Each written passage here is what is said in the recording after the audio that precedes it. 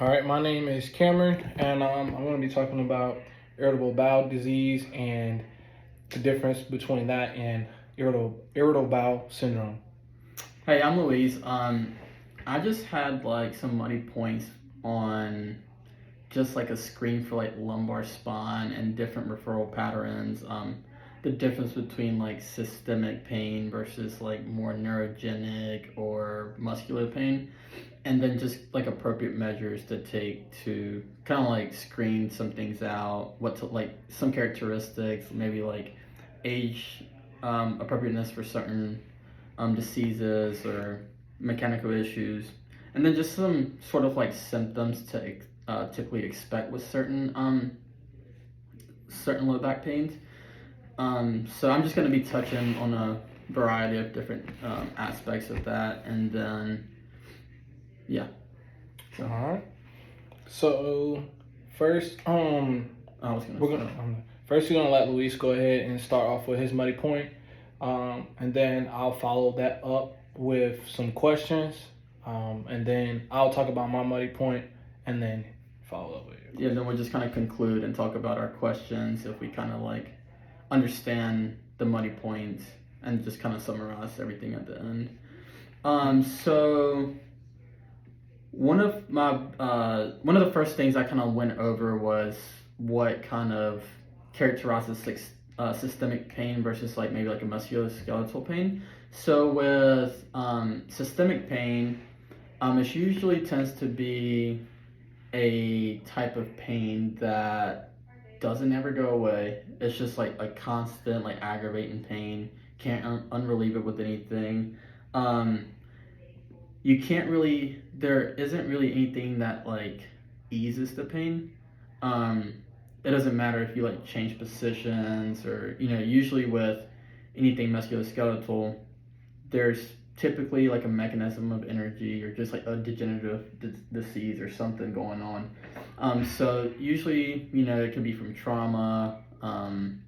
It could be from a fall or something like that with musculoskeletal. But with systemic, it's just kind of like just like a sudden onset. And then, like I said, the pain doesn't really get better with change of positions. You also tend to experience night pain throughout the night. Doesn't really go away, like I said, with laying on your back, laying on your side, laying on your stomach. You might have some neuro kind of signs, so you might have a little bit of like that numbness, tingling, maybe going down your leg, stuff like that. And then it's always good to ask about changes in bowel bladder. I feel like with systemic pains, you experience a lot of like changes, like maybe like frequency of like when you go and urinate, or just overall changes in your bowel patterns. So that's always a good question to kind of ask, and that's subjective. And a lot of this information, you're going to get it from that subjective. So that's why they say it's very important to get a good subjective and kind of see what the mechanism of energy of injury is to kind of like open up like doors to what the possible diagnosis is. Another thing is you would want to like kind of like inspect the skin, look for any signs of like swelling, redness, inflammation. And I feel like a lot of systemic disorders also come with like skin rashes. So really like getting a good full assessment of the skin, really assess all body parts, and specifically like let's say like for example your lumbar is hurting, kind of check like nearby like joints or body parts, just to really get a good idea around that area there. And then like I said, for MSK you usually have a mechanism of energy injury. It could be related to age changes, some diseases like osteoporosis or stuff like that. So another thing I was kind of like looking at was like referral patterns and what to kind of expect with certain things. So if you kind of have like a night pain that doesn't change with rest or change positions, it kind of gets worse with recumbency. You experience that back pain, maybe like a little bit of scoliosis, and then you start to experience deficits in like both sensory and motor. And it's more in like the younger age, like adolescence, you could probably suspect that the tumor is like the leading cause of that. Um, with infections, you're probably gonna, and you're subjected, they're gonna, you want to ask them, if they've been sick lately. If so, what kind of like symptoms they were experiencing. Because with any sort of infection, you want to make sure that they haven't had any fevers. So what is it, like 100 and 100 point, yeah, 100. Yes. 101 point something. Yeah. So you want to make sure they haven't had like a rise in their temperature, that they haven't been experiencing chills, night sweats, any like just fatigue in their muscles or like just fatigue overall. They haven't been getting too tired. They've been able to function, to just kind of clear out like an infection. With like an aortic aneurysm, you're just gonna have that throb and pain, kind of like in that general area. So you just gotta that's why it's good to always ask what type of pain they're experiencing. You want to distinguish between like a dull pain, which is most like MSK like sort of pains. You have your like sharp pains. Then you have like like numbness, tingling, kind of going down once you were suspecting something more neuro. So like I said, with like a aortic aneurysm, it's going to be more of that throbbing pain that doesn't go away and doesn't change with any position or alleviates with anything. Now we kind of run into like pancreatitis, like a peptic ulcer, all that good stuff. So with that, you're just going to have just general discomfort, pain in your abdominal region. More times than not, it's going to radiate into that mid bag, which, like I said, with the subjective, you'll be able to kind of ask about any other like bowel, bladder, like if they start to get symptoms when they eat, stuff like that. And yeah, so like symptoms with eating food, if their symptoms kind of get better or worse after taking medications, so like ibuprofen or something over the counter. So that way you can kind of rule in, rule out, or just keep it in the back of your mind throughout the rest of the examination. With arthritis, a good general like rule of thumbs, like they're gonna have morning stiffness, but once they get up and moving, they're gonna be feeling a lot better. The pain's probably not gonna completely go away, but let's say they wake up, morning stiffness, pain might be like more moderate levels, so like 5, 6, 7. But once they get up and moving, get that blood flow, get the synovial fluid just kind of moving in the joints, they're gonna start feeling a lot better. So that's just a characteristic of arthritis and how you can kind of clear it being arthritis versus like another type of lesion. But yeah, those were pretty much like everything I kind of wanted to like hit. Just like kind of like what to look for, what characteristics to look for in certain like diseases or injuries there. Okay. So I do have a couple questions. So yeah. You were mentioning like, and it like with the aortic aneurysm or abdominal vascular issue. Mm-hmm. You mentioned that there's a different type of pain. Yeah. Why is the pain different than like an MSK? Like specifically, why is the pain described different? So yeah, so pain. If you have like an MSK problem, it's going to be very specific to that one joint or whatever the lesion is. But with vascular, you have all that blood, like, coming up to that area. So it's going to be described more as like a throb and pain, more than like just like a dull, achy pain. Like it's going to feel more like pressure, like a throb and sensation, like. So not that like dull. Yeah, not dull. Even though it's visceral, it's still like. Yeah. And it's like the biggest thing is it's not going to go away. Like if you do exercises, if you lay down, it's probably not going to go away. It's just like a constant throb and pain, like pressure from the blood flow there. And then like I know you were mentioning like MSK stuff and how like the pain is specific to a joint, but what if a patient like comes in and their main complaint is an MSK complaint, but they mention like a constant pain or something. They mention like a dull, achy pain, and it could be like, let's say, it is in another joint. How could you kind of distinguish, or what should I expect? Could possibly also be the cause if it's non-MSK related. Yeah. So once again, you just kind of go by like the subjective, asking like good subjective questions. So let's say, for example, if it's like, since we're in lumbar right now, if you kind of take them through range of motion, extension, flexion, side rotations, and then like side bends, more than likely they might be just like overall aggravated.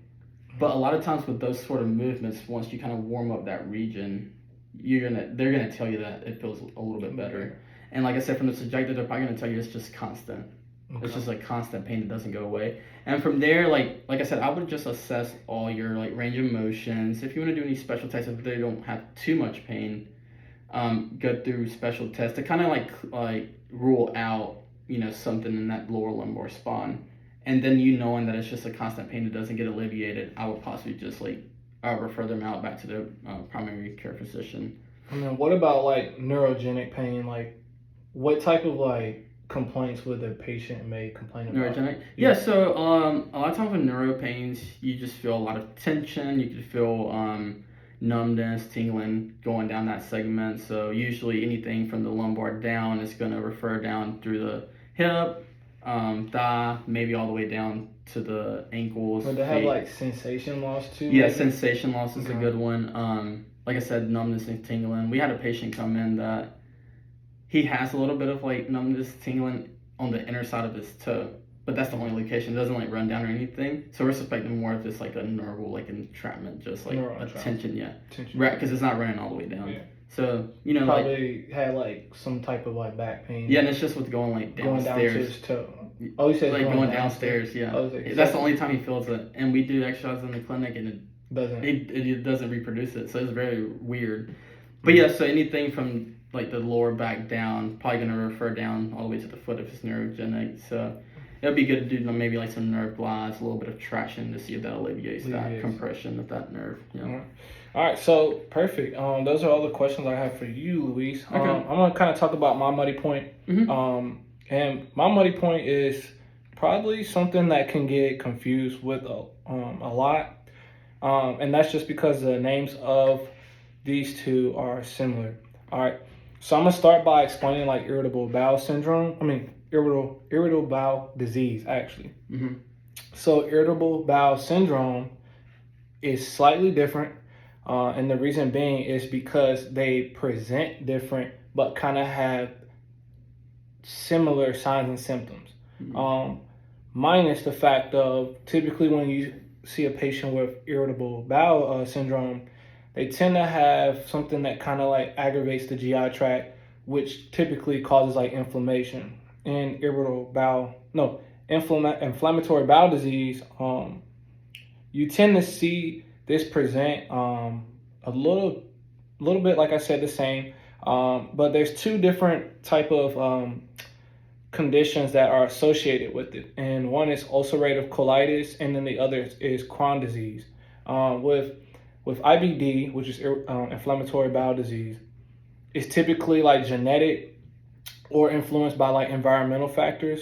And like I said, you tend to see the inflammation. And sorry, I'm gonna correct myself on this. You see inflammation with this condition, with the inflammatory bowel disease. And that's why I'm doing this. Sorry. Basically, what happens is the inside of the intestines or the colon gets irritated, and it can present in two different ways. So you'll tend to see with both of these conditions diarrhea, constipation, fever, abdominal pain, and that just depends on which one it is. It could be in different quadrants. You see nausea, weight loss, decreased appetite. You also can see uveitis, which is like inflammation of the eye. And that's because this is more of a disease, so it's more of a like systemic type of problem, which is slightly different from the irritable bowel syndrome. And you also can see like hip pain. Once again, that's the systemic thing that could like raise a red flag to you if a patient comes in complaining about GI symptoms, and they start complaining about other things that kind of don't lead you into like, okay, maybe you just have an upset stomach. Maybe we need to ask you some more questions to kind of like see what's going on. This may not be something we can probably catch in the clinic, so we probably definitely will have to refer out. But those are just some good things to kind of like pick up on whenever a patient comes with like their chief of complaint. So I'm going to start kind of like talking about specifically Crohn's disease, which is a form of IBD. This affects mainly the distal portion of the small intestines, which is the ileum, and that is found on the right lower quadrant. And you'll tend to see this more in the younger age individuals between 20 to 29. And like I said, they may have a past family member that's had the complications with this as well, or they may be a smoker. That's another big thing you need to watch out. So whenever you're asking your red flag questions, always want to ask, do they smoke, or do they have any like other like past medical history or family members that could have a way of impacting this. This can present with intermittent symptoms that can last for up to months. Like I said, you're going to see that fever. You're going to see multiple joints affected. You're also going to see that acute inflammation in that colon. So they're going to really complain a lot about it. So if you palpate, get in there and you touch around on it, you may reproduce their symptoms. All right. And the biggest thing here is if you're talking to this patient, you may start to think, okay, this may be some type of arthritis, maybe a reactive arthritis too. Like maybe if they're young, you may start to think like, oh, do they have STD? Do they have something that can cause them to have like arthritis type symptoms? So you want to ask those questions as well in your subjective, so you can rule that out.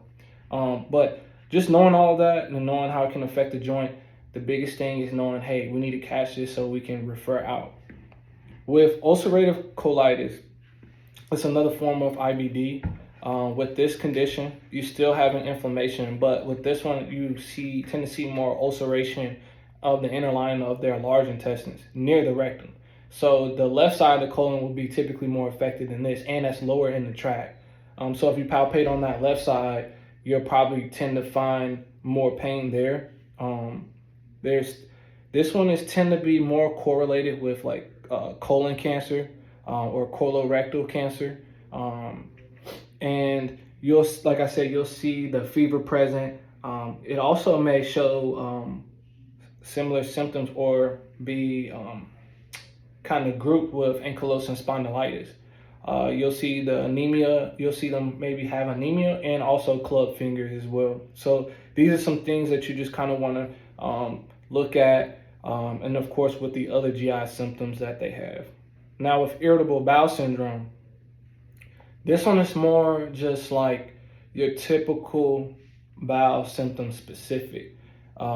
It's mostly common in the Western society. So you'll tend to see either the diarrhea, you'll just either see constipation, or you may see both mixed, or they may just have like just the abdominal cramps and things like that. But the reason for this is they may have family history of IBS, that's one of the things that's common.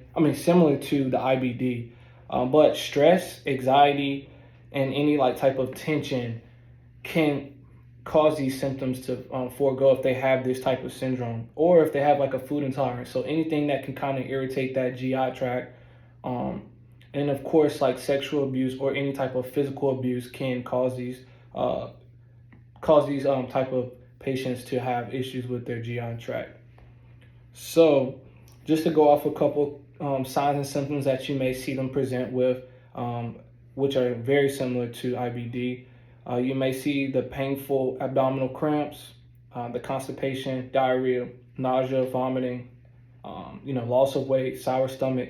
And also you might see like mucus in their stool, which is typically a sign of an irritated GI tract. So, yeah. Gotcha. I was gonna ask, so from what you were kind of like saying, you said like the biggest difference is with IBD. What were you saying? It's more of like a family history present, and then the IBS is more so like just from like maybe like stress or stuff like that. Yeah, so being that IBD is more like a disease, not so much of a syndrome, Mhm. you may see more genetic factors play more Okay. of a role. Mhm. Also, too, like I said, with that one, you're going to see more systemic signs that pop out to you. So and it's Okay. not going to just present with like, they may not just come in and Just say, symptoms. yeah, Yeah. like, hey, I'm just having like very bad GI Mhm. symptoms. My stomach is upset. I'm Mhm. nauseous. Or I had, past couple days I've had some Mhm. bowel issues and I've been going a lot more than Okay. often. You're gonna see them have like fever. You're gonna see them. Okay. They're gonna Mhm. complain to you about a lead up of Mhm. symptoms that's gonna make you think like, okay, what else is going on? Okay. We need to get them screened to see, hey, Yeah. this is more serious than Mhm. just a irritable bowel syndrome. Yeah. And then for as far as like, let's say you're doing your examination part of the evaluation, you said that palpating which areas were kind of good. So with I guess for like you were talking about Crohn's and yeah, for Crohn's and ulcerative, yeah. So typically with ulcerative, like I said, that's going to be on the large intestines and the rectum. So if you think about it, if you poke kind of around, coming down. yeah, kind of coming down Mhm. as it's going out of the GI tract. So you would just palpate kind of like the lower, Yeah, the left, kind of like going down. yeah, you can kind of poke around starting from like the middle portion. So like that, I say epigastric region or mid epigastric region, and then kind of just work your way down that Okay. left side. And then with Crohn's, it would be what opposite? Yeah, More Crohn's on would the- be more on the right, just because that ileum is right Okay. there, and that's typically where it starts to affect. Okay, perfect. I think that's about it with my questions. You explained it well. All right, perfect. All right, so just a quick summary of what we talked about today. We just kind of wanted to differentiate between the IBD and IBS symptoms and clinical presentations, and knowing just like what you may ask or do when doing an evaluation.